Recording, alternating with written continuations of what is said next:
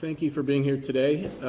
We brought together this press conference to make the following announcement, and that is today Kansas is filing a civil suit against the Pfizer Corporation under the Kansas Consumer Protection Act, seeking enhanced civil monetary penalties, damages, and injunctive relief for misleading and deceptive statements made in marketing its COVID-19 vaccine. Pfizer also violated previous consent judgments with the state of Kansas, in which Pfizer promised never to use deceptive information to market their products. Kansas's case is the first of a multi-state collaboration, with Kansas being the first of 5 states to file suit. Before I go further, let me put this in context. As we all know, during the COVID-19 pandemic, there was a great deal of panic and anxiety. Many people who were elderly or who suffered from various medical conditions had already died when the vaccines became available. And when that time came, when the vaccines became available, every one of us had to make 2 decisions. Am I going to take the vaccine? And if so, which vaccine will I choose to take? And these decisions were being made in a hurry. In some ways, you could say even being made under duress. In such an environment, it is imperative that Kansans making that decision receive the truth. They needed the truth. All Americans needed the truth. And in multiple respects, Pfizer did not provide the truth. Much of the information in this lawsuit came out as a result of a FOIA lawsuit seeking information from Pfizer that still had not been made public. And it was only a result of that effort that some of the information in this lawsuit is available. I urge everyone to read the 69-page complaint that goes into great detail about the specific statements that were made and the misleading nature of those statements made to Kansas consumers.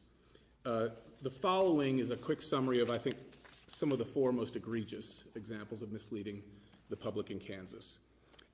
Pfizer marketed its vaccine as safe for pregnant women. However, in February of 2021, Pfizer possessed reports for 458 pregnant women who received Pfizer's COVID-19 vaccine during pregnancy. More than half of the pregnant women reported an adverse event, and more than 10% reported a miscarriage, many within days of the vaccination. Pfizer also possessed information from its own October 2020 study on pregnancy in rats, indicating that its COVID-19 vaccine was likely linked to infertility, loss of litters, and stillborn offspring. Number 2, safety relating to heart conditions like myocarditis. Pfizer consistently denied any evidence of a connection or safety signal between its COVID-19 vaccine and myocarditis or pericarditis.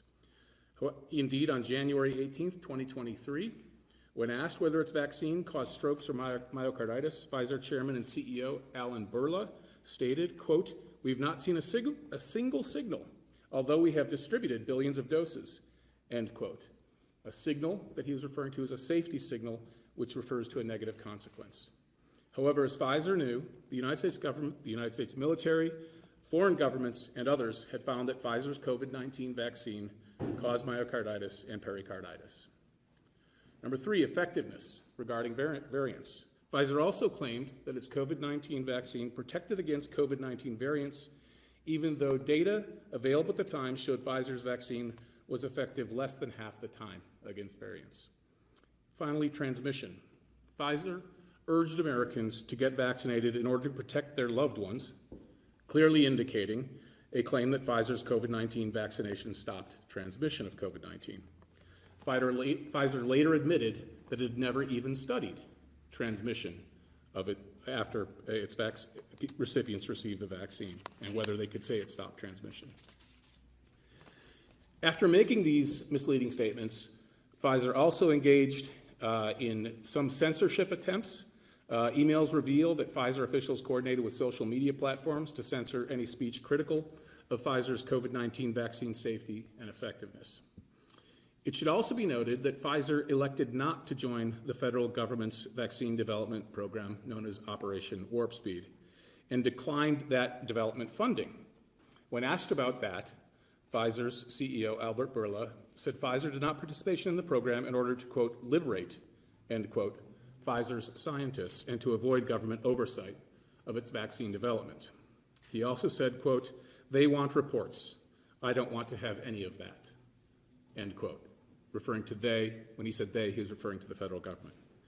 Pfizer's misleading statements contributed to success in marketing its vaccine in Kansas.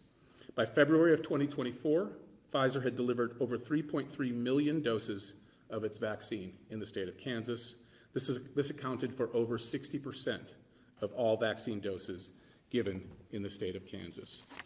This suit is being filed today, and as I mentioned before, it is part of a multi-state effort in which more suits may follow depending on Pfizer's reaction. But this is about marketing products to the public. As I think most people know, the federal government conferred immunity on the vaccine manufacturers for tort suits seeking damages from injuries they received, but that did not free any of the vaccine manufacturers from their obligation to not mislead the public or make deceptive statements in marketing it. So this is principally about the marketing efforts that were made and how they contradicted what the company knew.